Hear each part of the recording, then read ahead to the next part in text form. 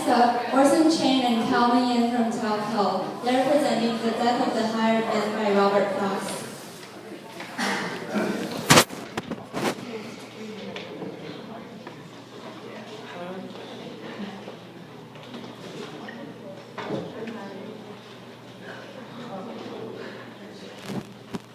Mary sat musing on the left leg by the table, waiting for Warren. When she heard his step, she ran on tiptoe down the darkened passage to meet him in the doorway with the news and put him on his cover.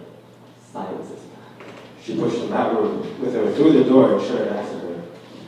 She said. She took the market things from Warren's arms and set them on the porch, then drew him down to sit beside her on the steps. When was I ever anything but kind to her? But I'll not have the fellow back, he said. I told him so last evening, didn't I? If he left then, I said it, that ended it. What good is he? Who else will harbor him at his age for the little that he can do? What help he is, there's no depending on him. Off he goes always when I need him most.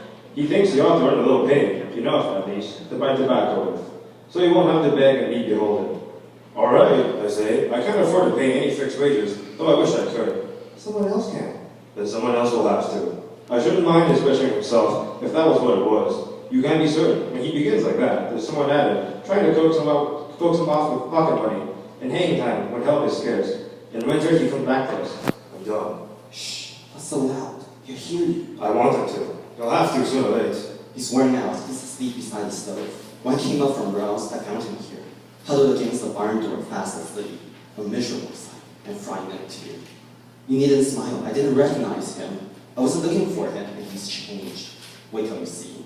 Where did you say he'd been? He didn't say. I dragged him to the house and gave him tea and tried to make him smoke. I tried to make him talk about his travels. Nothing would do. He just kept nodding off.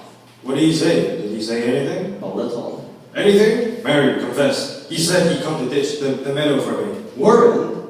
But did he? I just want to know. Of course he did. What would you have him say? Surely you wouldn't grudge the poor old man some humble way to save his self-respect.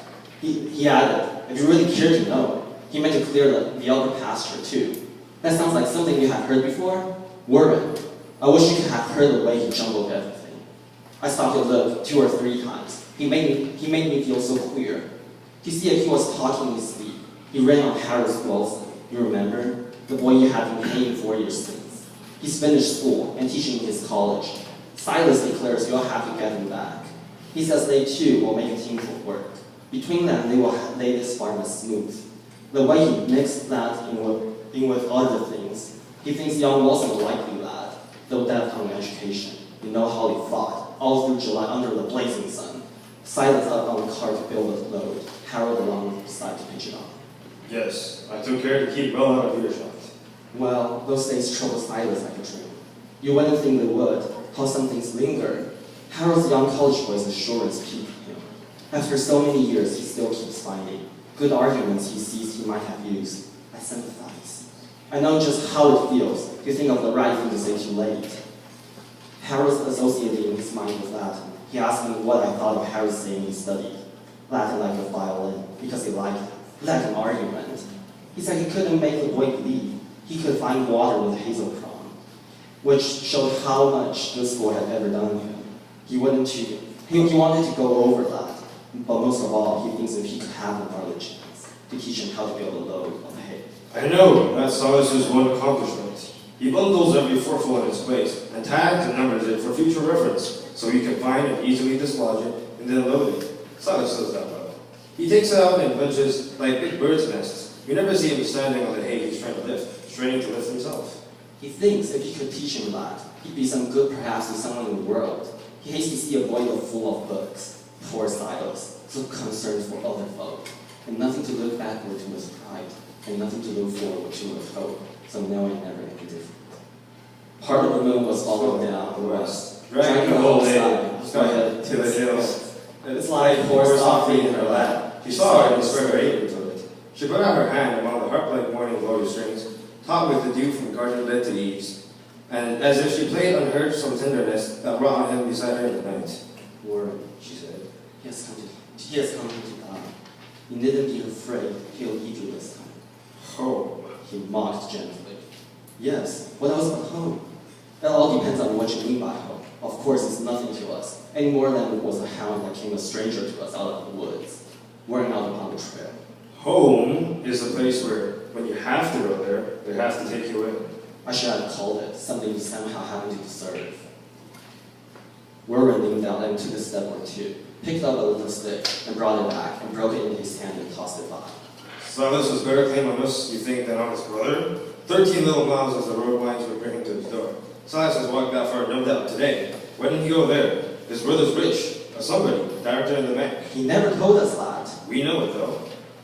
I think his brother ought to help, of course. I'll see to that if there is need. He ought to right to take him in, and might be willing to. He may be better than appearances, but have some pity on Silas. Do you think if he had any pride in claiming Ken, or anything he looked for from his brother, he'd keep so still about him all this time? I wonder what's between them. I can tell you, Silas is what he is. We wouldn't mind him, but just a mind that kinsfolk can abide. He never did the things that are so very bad.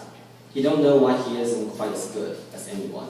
Worthless though he is, he won't be made ashamed to please his brother. I can't think so, I ever heard anyone. No, but he hurt my heart when he lay and rolled his old head on that sharp-edged chair back. He wouldn't let me put him on the lounge. You must go in and see what you can do. I made the bed up for him here tonight.